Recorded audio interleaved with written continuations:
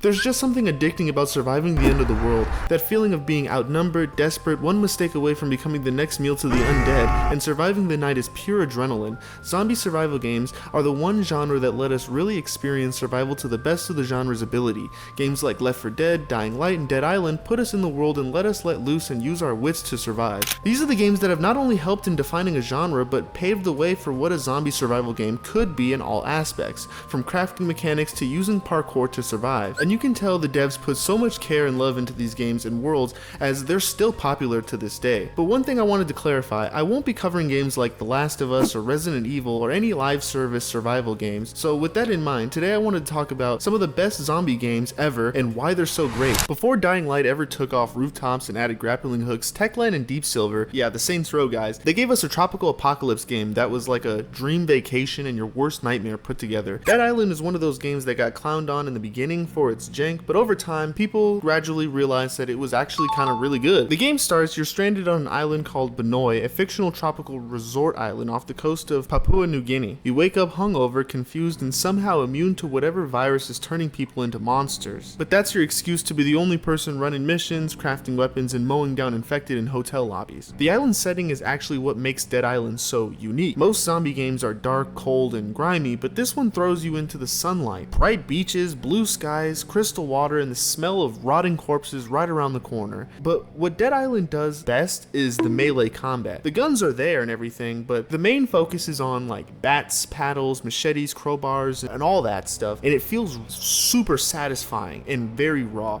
Every swing is heavy, every hit sounds like bones breaking. I mean, you start realizing this isn't your average like zombie hack and slash game. It's very gritty, messy, and intimate. And then there's the weapon modding. You're out here turning a baseball bat into a shock weapon or duct taping a car battery to a machete. There's like a whole DIY, crafting mechanic that really immerses you into the game, and the game clearly wants you to explore every corner of the map looking for scrap parts. It's janky for sure, but it's definitely addicting. I mean, if we're gonna talk about the main aspect of the game, that being the zombies for a second, there's several different types in this game. You got standard walkers, and then you got in thugs, suiciders, and rams. Each one adds a different layer of tension. Thugs hit like trucks. I mean, the exploders sneak up and explode. Rams charge at you full speed like a linebacker, and every encounter feels like it could go sideways extremely fast, especially if you're running solo. The story is not the selling point here, but it is definitely serviceable. The story is basically government cover-ups, infected research, shady bioweapons. It's kind of your standard zombie game narrative, but the characters you meet along the way, some of them are genuinely memorable. What really sticks with you though is the atmosphere of the game. The eerie silence walking through a resort that turned into a graveyard, that one hotel mission with no lights and zombies crawling out of every hallway, yeah, that stuff is insane. Dead Island might not be the smoothest or most polished game in the world, but it definitely had something special. That perfect middle ground between horror, RPG, and survival sandbox. It was kind of like Left 4 Dead meets Mirror's Edge, and that was great at the time. You could play solo, team up with friends, or just run around drop kicking zombies into swimming pools or whatever. It never took itself too seriously, but it gave you just enough reason to care about surviving. Despite all the flaws of the game, it definitely still hits in 2025. There's a reason people kept asking for a sequel for years. This game built the foundation for something bigger, but even on its own, it gave us one of the most unique zombie experiences ever made. Now this one's a classic for the boys. Report unusual behavior. Barricade your homes. Avoid all contact with infected individuals. Wait for official instructions. Wait my ass. Kill all sons of bitches. That's my official instructions.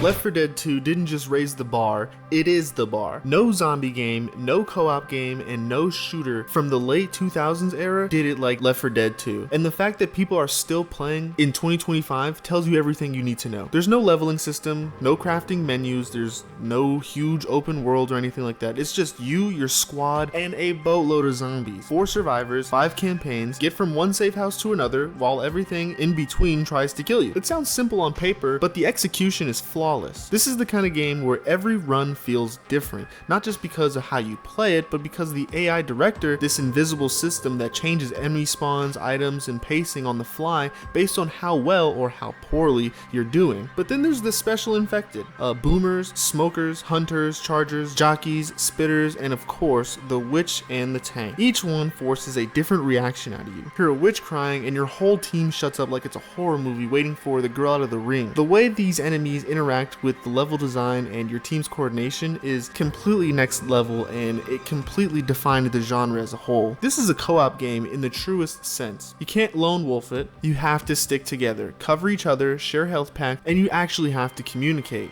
The game literally gives you AI companions to play with or as teammates, because you quite literally cannot run this game by yourself. But I haven't even mentioned the campaigns in this game yet. I mean, Dark Carnival, Hard Rain, The Parish, these aren't just like levels in the game or anything. They're like full-on horror movie sets and DLCs, complete with themes, atmosphere, and iconic moment. Fighting through a flooded neighborhood in the rain while lightning clashes across the sky, definitely horror-esque. But what really cemented Left 4 Dead 2 as one of the best zombie games ever is how it aged, or better yet, how it didn't. This game dropped in 2009, and it still feels good to play today. The modding community is insane on this game. You can turn the survivors into anime characters, fight in maps from other games. There's too much to do in this game, and there's not enough time in this video for me to cover all the ways you can play this game. But it's reasons like this that make Left 4 Dead 2 alone a legendary entry. If Left 4 Dead 2 is the ultimate co-op zombie shooter experience, then Dying Light is the ultimate solo survival experience. Yeah, zombies are cool and all that stuff, but what if you could parkour over them? What if the entire city was a jungle gym and the undead were just another obstacle to dodge, vault, or drop kick, right? That's where Dying Light is different. You play as a guy named Kyle Crane, a GRE operative dropped into quarantine city of Haran, which is basically a sun-baked nightmare of urban decay and infected chaos, pretty much. Your job is to retrieve a stolen file, but of course, things go sideways fast. The city's infected population is growing and factions are at war, and you, the player, Crane, slowly realizes that he's a potential savior or a pawn to the GRE. Let's dive into the main aspect here, the parkour. This game completely nails it and gets it right. And how the world is built is key and core to the principle of the movement in this game. You're climbing, sliding, vaulting, and wall running like Mirror's Edge and Assassin's Creed, but with zombies. The combat is a whole nother beast as well. The guns exist, but they're really loud and they attract way too much attention. So most of the game is melee. You have melee pipes, machetes, bats, hammers, anything you can imagine and pick up, honestly. And they feel brutal. I mean, literally look at this. When you hit a zombie or hit anything in this game, it feels like you can really feel that pipe smashed into the side of their skull. Like, it's really, really satisfying. Then the sun goes down. And if you haven't played Dying Light, let me be clear, this game at night is a completely different experience. During the day, zombies are slow, dumb, and easy to outmaneuver. They don't even really try, to be honest. It's almost like they're brain dead.